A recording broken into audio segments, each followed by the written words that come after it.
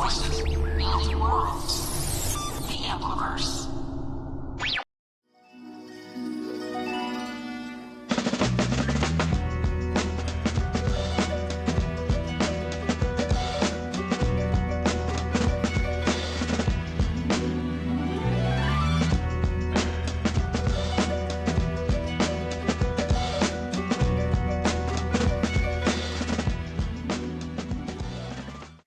And welcome to another edition of the Autistic Delicatessen. I'm your host, Larrnell, along with Candi, Melissa, and our new co-host, Rachel Ann. Candi is back on filling in as guest. Hi. So Candi, it's good to see you. Thanks for coming back.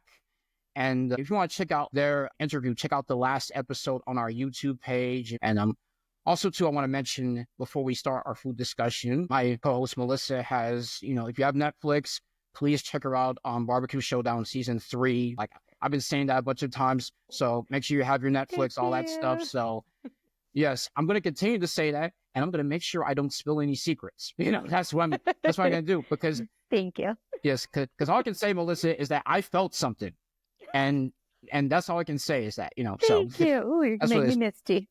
Yes, and Rachel Ann, this month of March, you have a new concert for...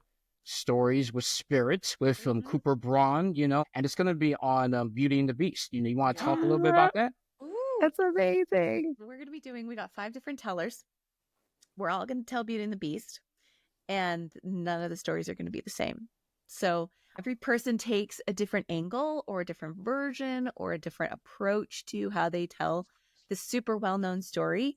So it's nice because the audience can go in kind of knowing what to expect, but not knowing what to expect. It's a little bit of a familiar flavor with something new.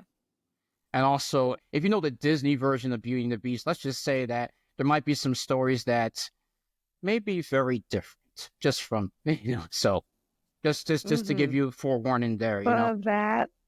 And real quick, Rachel, how can people be able to connect with that and be a part of the Zoom concert? The best way to find that is going to be on Facebook. Search Stories with Spirit, and there's going to be all the links to get. Now, all the tickets are free. It's a pay what it's worth event. So you go to it, and then you determine how much 2 hours of storytelling was to you. And it is not restrictive as far as people who can come and say, you know what, I've got $5 to put towards this or more, it's got a recording. So if you can't make it the live event online on the Zoom event, then you'll get a recording sent to you the next day, so you can still enjoy the stories. Yes, and just to clarify, this is meant for adults. So if you have kids, make sure you accompany them with a parent, because these are not it may seem like a children's story, but really there's some other probably. Would you concur, Rachel, and some saucy things to that? Yeah, so this is our second round of Beauty and the Beast, and the first time we did this round, we had a really interesting story about Beauty, who ends up really enjoying the Beast and his beastly figure, and so when he transforms in the end, she has reservations about their relationship, and eventually she transforms into a beast herself. And the prince wanders away because she likes things that he doesn't like. So it does get into that more adult conversation or adult interests in this particular story. So we usually try to give a rating at the beginning or on the promo so that you know whether or not this is something that you can bring your 6-year-old to, or your 14-year-old to, or you give your 18-year-old the link and you tell them to watch them. Not with you.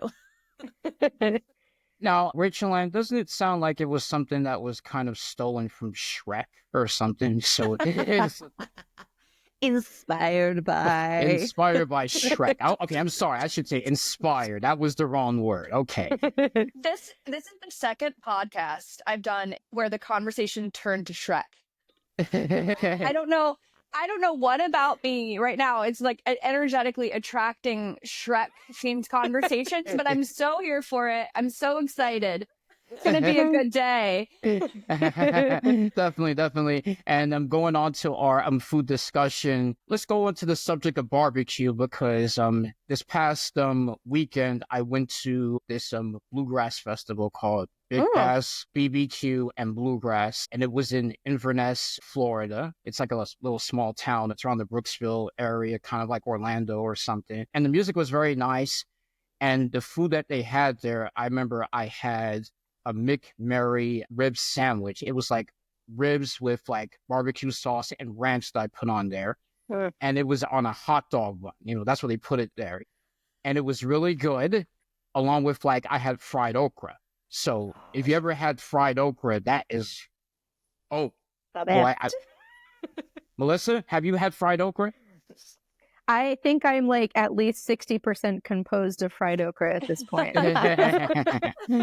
Oh, yes. It was really good, though. And again, like barbecue food, if it's done right, it's just great Made taste. with love. Yeah, definitely. So I've got a question about this fried okra because I am like not composed of okra. And so if I were to encounter fried okra in the wild, what should I expect as a good sampling? Because wandering out here in Colorado, don't know if I'm going to get a good sampling. So I need to know what a good encounter of fried okra looks like. It's kind of hard to say, Rachel Ann, because, of course, living here in the South in Florida, it's kind of like there's different tastes of fried okra, because I really don't have it that much, though. I just thought, something interesting to have with a sandwich, though. So that's what I did right there. But there's like different ways of doing it. And can you explain it more, Melissa, since you are the cook in the show?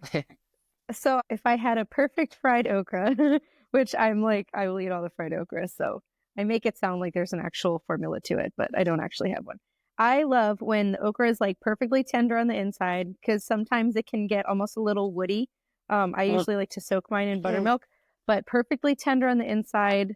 It shouldn't have, so a lot of people associate okra with like a sliminess, which for some people that can be off-putting, but I think if it's prepared correctly, it minimizes that. And then you have the perfect amount of the coating on the outside, which is usually a combination of cornmeal and flour, but it's like the perfect ratio of breading to okra. And they're just like the happiest little poppers you ever want to eat. You just keep popping them in. And and they're very good poppers, by the way. Yes. Okay, go ahead, Candi. Melissa, I'm about 5% okra. I'm not 70% okra, but I can't say that I don't have any okra composition in my body. What I want to ask the chef today is, like, how would you suggest minimizing the sliminess when you are preparing the okra? So I like to soak them. So I find that like soaking them in buttermilk just helps. It makes it a little more tender. It sort of takes out some of that. And I like to do them in all different ways too. Like if you cut them up, like sometimes you get a little bit more breading to okra ratio. So that's a little bit more palatable. So there's a little bit more of the balance. I actually so okra has these little round seeds on the inside and they kind of pop. And I think they're the most exciting things in the universe. I don't know if everyone feels like that, but I do. It's texturally delightful. Yes. It is. And then I've also, I can send it to you or you can look on my page, but way back I did a whole fried okra.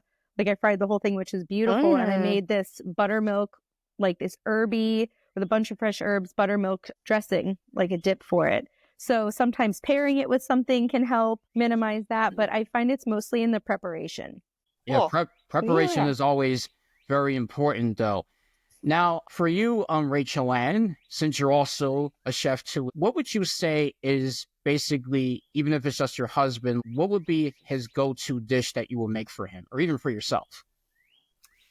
And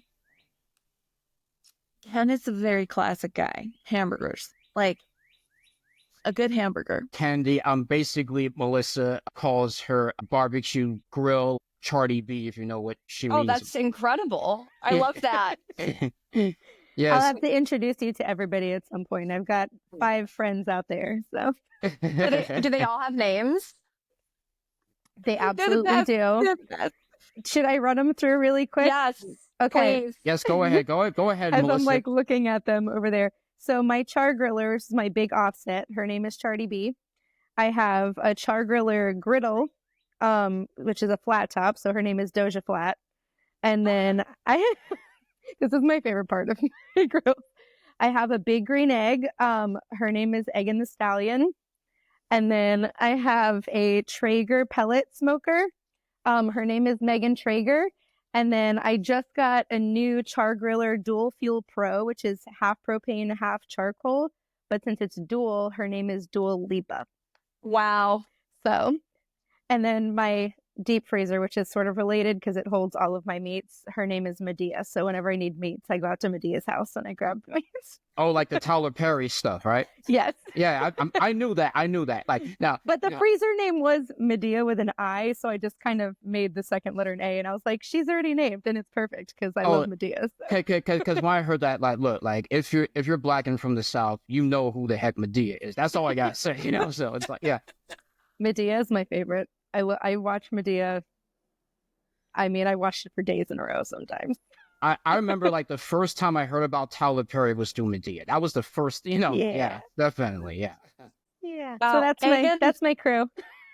It's Egan the Stallion. Egan the Stallion. That's the big.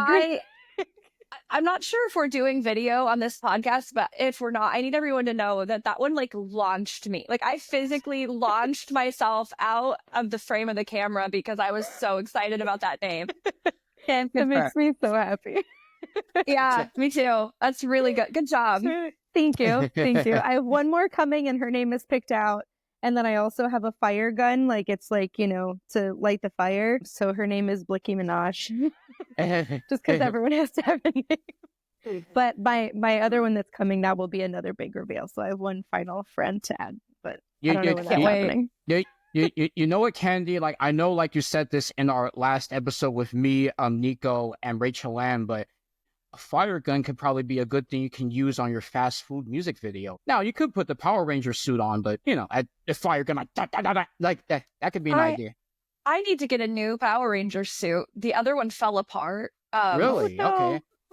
It actually fell apart while we were filming content for it. And you can see, like, a few parts where the waist is coming apart. And, like, I edited it very carefully so it wasn't obvious. But at a certain point, it was completely taped on. The middle. Yeah. Things get pretty trashy on these shoots that I do because like we don't have a budget. So we're just kind of rolling with whatever we have and whatever happens in a lot of tape.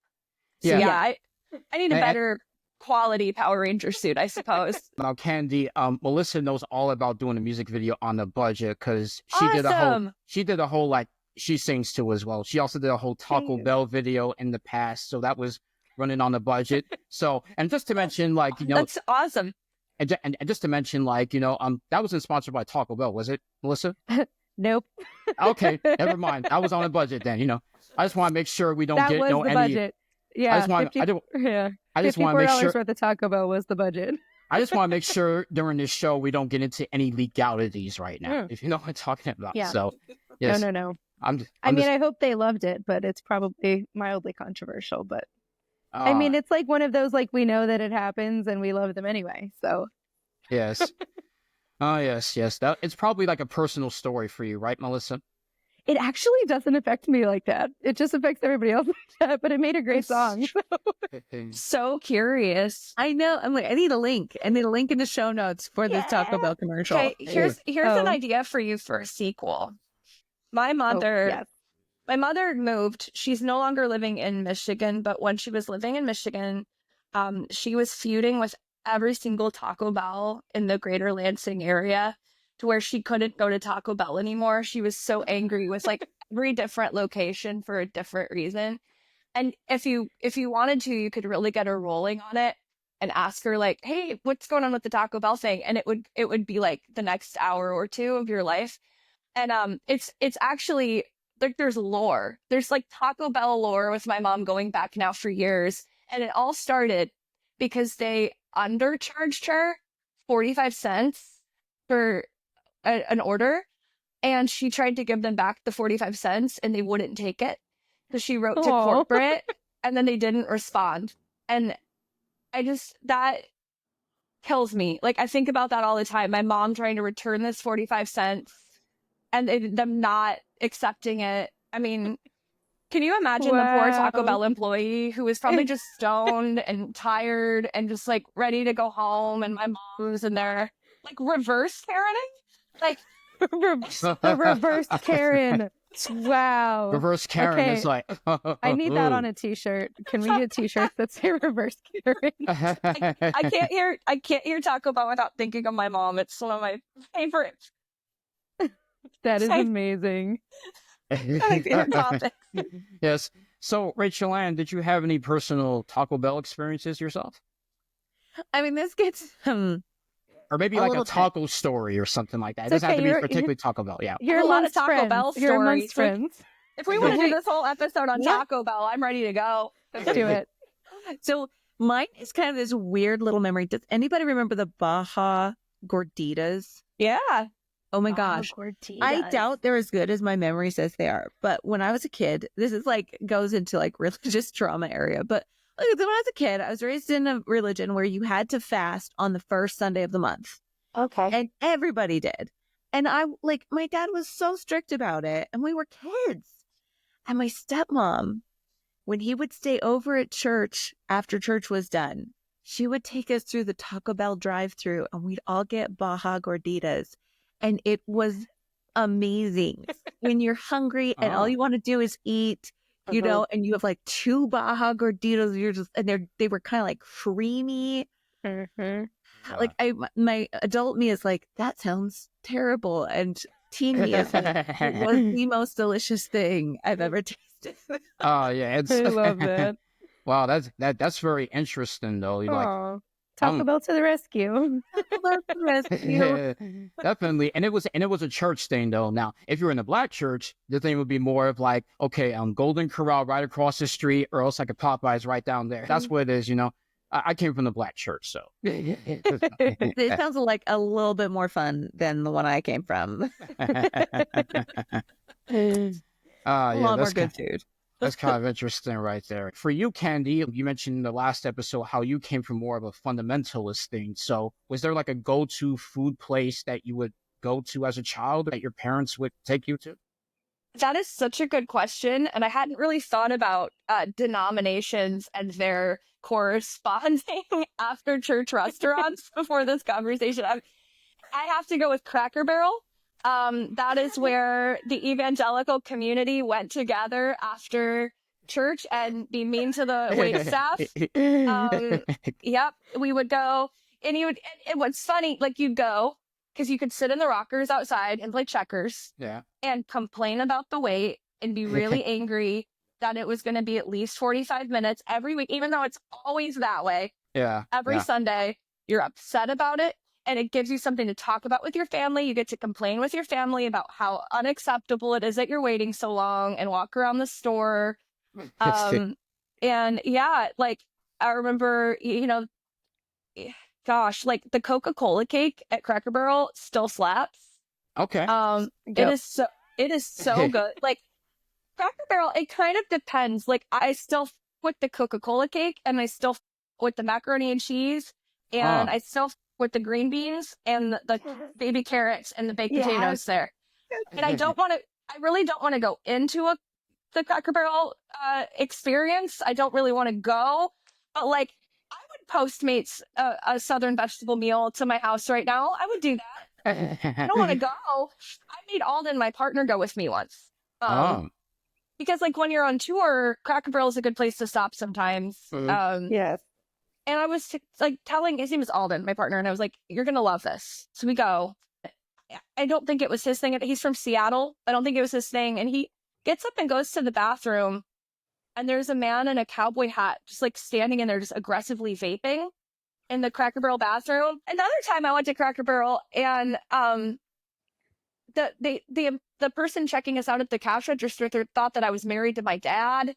Lots of weird things What the happened. heck? Yeah, and okay, we I have to stop going to restaurants with my parents. We had our dinner. We had our dinner, our family dinner. This was pretty recently, and my mom realized she had a coupon, so she went out to the van to get it. But I guess the restaurant closed while we were in there. I didn't realize it was so late. and they wouldn't let her back in. So we're checking out at the register, and my dad like looks at me and says to the person behind the register, like, my wife has a coupon. And doesn't like explain that my mom had gone outside to get it, like just kind of lets it hang there. And they look at me. And I'm just like, oh no, Dad. Oh my God. And so I quickly explain. And then this man comes running inside and he says, oh, is that your wife in the parking lot? And so I'm thinking that something terrible has happened to her and my heart stops. Oh, no. And they were just coming in to let us know that she wasn't allowed to come back into the store. But like, yeah. Every time I go to Cracker Barrel, something happens. That's amazing. I mean, So we have Taco Bell lore and Cracker Barrel lore. Well, the last time I was on the show, I talked about how I wrote the song about chain restaurants. And I mean, like, it's just such a part of the Midwestern experience. Like, chain restaurants are who you are. Yeah. I just went on and on. I'm so sorry. Like Cracker Barrel, like it's a very interesting place, though. They actually have good food, though. Actually, you know, so They it's do. just yes, honestly, because Melissa, you've been to Cracker Barrel, right? I have a Cracker Barrel Christmas ornament. And Rachel Ann, I don't know if there's a Cracker Barrel out in Colorado, but have you been to one? there are Cracker Barrel. They have great signs. They got a sign that just says it says winner winner, and then it just says Cracker Barrel. Every time I look at it, my brain fills in chicken dinner. Of course. I look at it every single time. I'm like, damn it, I don't want to give in to your, but it just like immediately pops into my head. I've been to one once. I can't remember. It wasn't like a very impactful experience, but we do have them. They do do fried okra well. Cracker Yes, Barrel. they do. They do. Yeah. They do. When I go, I get the same order literally every single time that I go. I get the oversized chicken and dumplings platter with the fried okra and the baby carrots and the green beans. That's every single time. Yeah, the Every baby single time. carrots are so Yes, good. they're so good. Gosh. Yeah. Are they steamed? Are they coated in something? Like The sugar sticks. Yeah. Sugar sticks. Okay, wow. They're supposed to be like, they're supposed to be like honey glazed carrots, but they're either cooked like low and slow because they're very soft and they have just like soaked in all the honey and sweetness and probably sugar but they're just, and every once in a while when they bring it out, like one of the okra or one of the carrots will have fallen out into the gravy for the chicken and dumplings. And I'm like, this is the best fishing expedition I've ever gone on in my life. Like trying to get it out of the gravy. Oh, so satisfying. Oh my gosh, yeah. Yes. You could take those carrots and mash them into a pie crust and convince someone it was just like a 1000%. sweet potato pie. Like it's so good. Yeah. I would be willing to try that for science. Yes. Now, Let's do it. now, speaking of that, Candy, like you mentioned about sweet potato pie, and I like sweet potato pie. So, are you the same me with too. that, Melissa? You like sweet potato pie? Love it. Now, how about for you, Rachel Ann? Oh, big fan of sweet. Like when I was a kid, I didn't like yams or sweet potatoes, and I would they were like boiled and mashed on my plate with a little bit of butter, and I was just like, ugh. So I'd take handfuls of them and throw them under my little sister's chair to make it look like she had dropped all of her food. Wow. Brilliant. There's multiple things she will not let me live down, and that was one of them. Diabolical. Yeah. But now I'm like, pie, sweet potato fries. I will take those over potato fries most days, unless it's a truffle parmesan. I think it 100%. depends. I think it depends though, because for me, I still like regular fries as much as I like sweet potato fries. It's like, now the waffle fries from Chick-fil-A I like as much as I still like the regular McDonald's fries. So that's still the best. So yeah. Speaking, we were talking about chain restaurants. Has anyone ever been to an Aruga's? I've not been there. Never heard of it. So I don't know where they are now. We used to have one here and it closed, which was very sad. But they had, I don't remember if they might have had both sweet potato waffle fries and tater tots, but they served those with this cinnamon marshmallow dipping sauce on the side that I am telling you, I would lather all over myself given the opportunity. And I'm like, how do we make a pie like with that as like the sauce, like a sweet potato pie with the Oh my in gosh. recipe development. Yes, definitely. Yeah. So Melissa does a segment of her videos called Weird Food Combos. Candy, when you do food, like, do you have any weird food combinations that you mix in together? I feel like I should have lost my talking privileges after the last few stories I've told, so it's very brave of you to ask me anything. We are here for the stories. We love the stories. A weird food combinations, like, I don't know if I'm aware that they're weird. Same. Okay, tell me if this is weird. This goes with barbecue. Because I'm a sort of vegetarian, like flexitarian. I eat a little bit of fish, but not enough to call myself a pescatarian. I don't really know what to call myself. But I still love barbecue sauce, and I'm always trying to find a reason to use it. So, like, I like to go to a barbecue restaurant and get a baked potato with no bacon, an order of coleslaw, and then baked beans if there's no meat in the baked beans. And then, you know, you put a ton of cheese on it, and then you put a bunch of butter and barbecue sauce on it, and sour cream and garlic powder because I'm from Michigan, and salt and pepper. And that is one of my favorite meals ever. It's so good. But it's like I feel like the coleslaw in the potato is odd. I don't know, but I love it. And Sounds amazing. You I had just it once with chicken a long time ago, and like I just took the chicken out. Oh, okay. You took the chicken out and put it into the baked potato? No, like I tried this a long time ago at a barbecue restaurant. It like everything I just described, but it also had chicken. Okay. So now I just make it sans the meat, and I love it. Oh, interesting. Does Okay. sound good. All right then. Sounds incredible. Yeah, it says, how about for you, Rachel Ann? Do you have any interest in food combinations, weird ones that you would mention or have So done? this one I learned from my stepsister like years ago, and I haven't done it recently, but it still seems it's flour tortilla, sour cream, pickled beets, Oh. What? Oh. and then you wrap it up and you eat it. Wow. That's That lit. sounds I bet that's- amazing.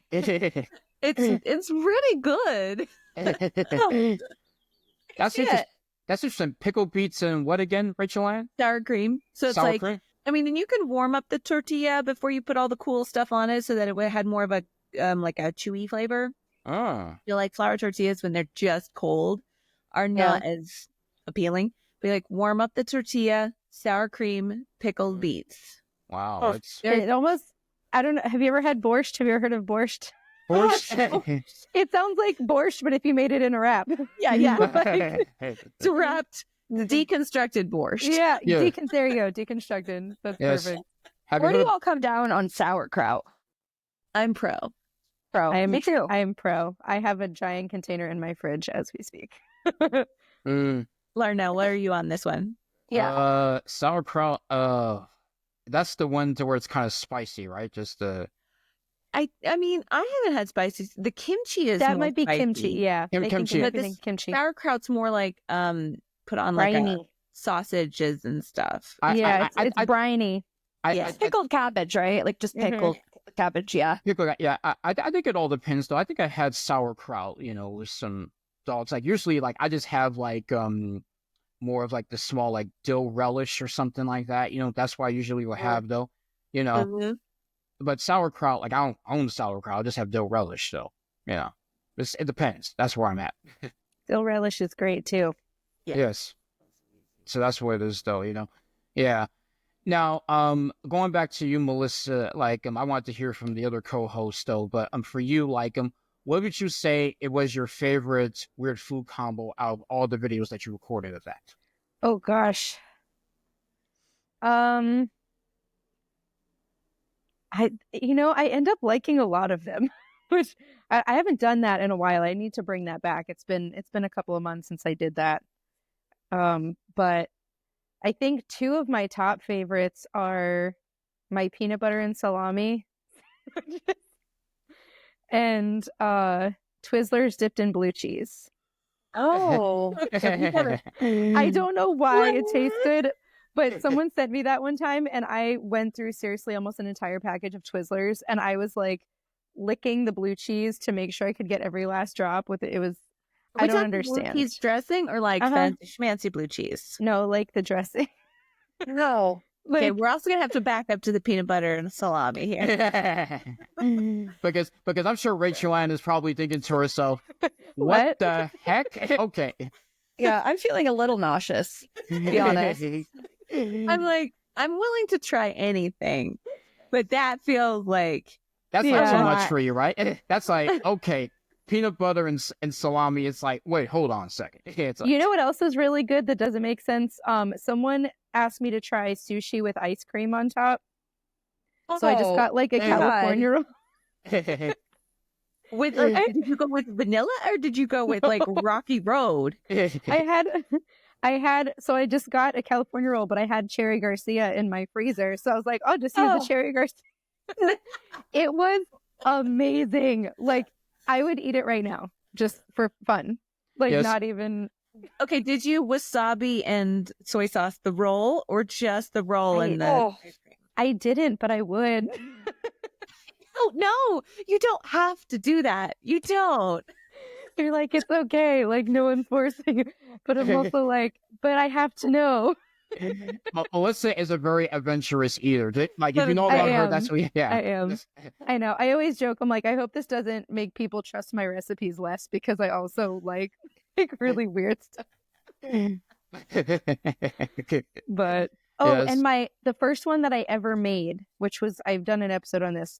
The first one that I ever made, and I'll just leave it to your imagination how I figured this out. But I took 2 chicken nuggets and then I put peanut butter on each of the chicken nuggets and then I put a slice of banana in between and then drizzled the whole thing with honey. Delightful. You know, I can almost see that. It was like a Because sweet it's and savory peanut butter and banana sandwich. Oh, okay. Yeah, I was gonna say like the meat can be a little bit more neutral, so you could go a Right. little sweeter with that. Right. And I it's a nugget, so it's like half breading anyway. I wouldn't have thought to put it on a chicken nugget.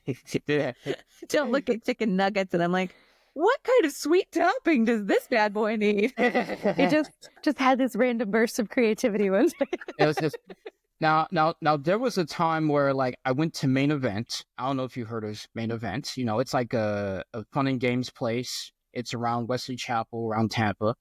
And I had this burger that was actually peanut butter and jelly with the burger along with the ketchup right there, you know? What? Yes, delicious. And actually it was kind of good, though. It wasn't that bad. Larrnell, very similarly. So one year for my birthday, that we had a restaurant by here that has unfortunately closed, but I have like this personal, we've talked about it before, that my mission is to eat like every donut burger I can get my hands on. But this place had a special donut burger because my birthday happens to be a few days after National Donut Day, which is no coincidence as far as I'm concerned. Okay, interesting. Okay. But they did a special because usually the donut burgers are on like 2 glazed donuts. This one was on 2 of the pink with sprinkles donuts, like my signature donut, with peanut butter, provolone, and caramelized onions, like all on a 2 pink donuts, and it was a life experience. It was a core memory for me. Now, Melissa, I never had a donut burger, but you know that sounds kind of interesting, though. Rachel Ann, you ever had a donut burger? No, I haven't, but I would be so willing to try one for science. For science. For science. Candy? For science. Candy? Same to you? I'm so sorry that I've just been sitting here grimacing. I can't hear. Yeah, I can't hear like about all of this without viscerally imagining how it would taste and feel. And I am, after all, autistic, and some of this is, oh my god, I don't know. I think the donut burger sounds okay, but like I'm imagining that was an Impossible patty on it, and I just don't. I don't know. I don't know, No. friends. I don't know. I didn't have that real I savory. I thought I was an adventurous eater. Like, there's not a type of food that I won't try. And I always thought that until today. And now I'm like, maybe I'm not. Like, maybe I am picky. I don't know. I don't. Well, that's sometimes the common, at times, autistic trait where certain autistic people tend to be very picky in terms of what textures and what things they would try out or something, you know? Mm-hmm. And I'm sure the thought is like, okay, a donut over a burger or Impossible Whopper or something like that. You think, I don't know about that. I don't know if I want to put like a glazed donut over my Impossible burger right there or something like that. Well, It's like, with I think I can get that one though. okay. Are we talking mayo, mustard, ketchup? Or are we just Yes. talking like, because that's where I feel like the flavors would then kind of hit weird. It Is if you got depends, yeah. ketchup right next to a glazed donut. And I'm like, would not be my first option. I've done ketchup. I haven't Yes. done like mayo, Oh. mustard. Now in the past, I remember like this was like Sorry, Candi. like I yes, I remember like another interesting food combo I had was actually I went to this place called The Grill. It was at like Calvary Chapel in Fort Lauderdale when I used to live in South Florida. And it's like, you know, it's like a big church that has like this restaurant. And I remember I had a burger that had like, you know, an egg yolk over it and all that stuff, you know? And it was a combination of egg yolk with a burger and all that stuff. And actually it tasted good though, because usually with eggs and burgers, it's like, I don't know about that. But it was an actual, because I like trying interesting stuff, and it actually had an interesting taste though. So I don't know, Melissa, if you ever tried like a weird food combo with egg yolk with a burger or something like that, but maybe that's an idea. So Yeah, I've had some breakfast burgers that have, I mean, they have the whole egg, but usually the egg is pretty runny. So usually when you eat it, you get that whole, you know, the creaminess of the egg yolk. But I don't know if I've had one just with an egg yolk on its own. yeah. But I would try it. Yeah, that would be very interesting right there. Yeah. So, and there's Hey, Rich Ryan's Bob. kid right there. He woke up early. He usually doesn't wake up for a couple of hours, but he's like, I can do an early one. Yes. Nice, that's nice. He heard we were talking about snacks. He was Yes. like, I'm interested, guys. I'll try Twizzlers, anything. chicken nuggets. yeah. With banana. Yes. Yeah, that would be kind of interesting though. Yes, Melissa, which social media outlets should people follow you from? So I am primarily Instagram and YouTube. You can also find me on Facebook. My TikTok is up, but I haven't used it that much. But it's at Sweet Melissa Cooks on all platforms. I'm on Instagram and other places as Rachel Ann Harding. You can find me there. But if you want to see performances, I'm doing mostly Zoom and virtual ones on with Stories of Spirit. So that would be a place to find me there too. Yes, and there's a Facebook for the Stories with Spirit thing, right? Again? Yeah, Okay. that would be the place to find all the information about the Sure. the shows.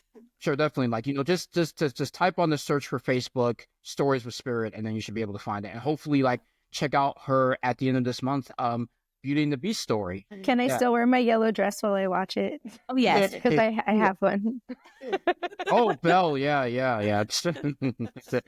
Trust me, I've seen the cartoon as a kid. Yes, I was like, I've seen the movie. I've seen it. Yes, definitely. And Candi, how should people follow your stuff? I'm everywhere at Candi Carpenter, and that's Candi with an I. Candi Carpenter. Come find me. CandiCarpenter.com has links to everything. Thanks for watching or listening to the Autistic Delicatessen. Like and subscribe on YouTube for updates on when a new episode comes out, and be sure to watch past episodes on the Autistic Delicatessen YouTube channel as well. Listen to current and past audio podcast episodes on Spotify or at the Ampliverse website. Be sure to follow the show on Instagram by searching The Autistic Delicatessen. And until next time, what's on your plate is how we relate.